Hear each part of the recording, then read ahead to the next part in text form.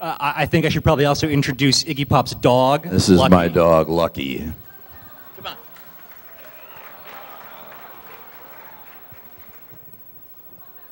That's a good boy. Yeah.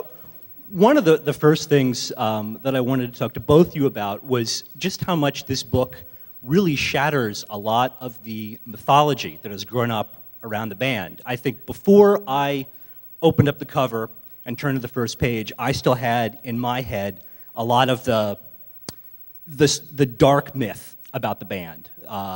And when you look at these photos, particularly the ones that you, Bob, shot real early, again, when you were, what, 16, 17, around that point, 14, okay. When you look at the audience members, what you see is something really different from these stories that we've been told about how it was a freak show and people were terrified of the band and it was very sordid. You see smiles from ear to ear on the faces of people in the audience, and it's less of a freak show than an absolute glorious circus. The promoters were scared of the band. The people who owned the record company were scared of the band, and some of the nascent American rock and roll industry was scared of the band, but people kind of got a chuckle out of us. A lot of we were, you know, we were real freewheeling, and basically you had a group of Midwestern kids when this country was very rich. We were still undefeated in war.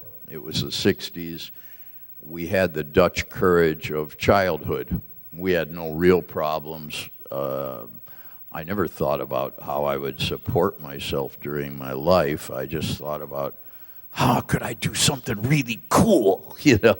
So we were looking at everything with open eyes and ears, and we went into our music and performance trying to be great artists, but not knowing jack shit about that. And we rubbed some people the wrong way, in a way, and so some of the coverage was slanted that way. And then, yes, it's true, unfortunately, in our private lives, we sort of dove into the netherworld of the American 60s drug subculture, which got worse in the 70s. And so that, you know, we were painted, we were basically ended up as junkies who weren't rich enough to be chic. You know, so. Bob, do you remember being in the audience shooting some of those shows as a kid? Yeah, I was afraid of the band. I was especially afraid of the singer running at me through the audience. Yeah, okay, Yes. maybe I had a sort of a fierce, you know. Well, it was, Iggy did something that hardly any performers had done before, and you know, it's your story, but you would jump off the stage and run through the audience into the back of the hall and engage. I was crossing the proscenium, yeah. Basically, you know, when I,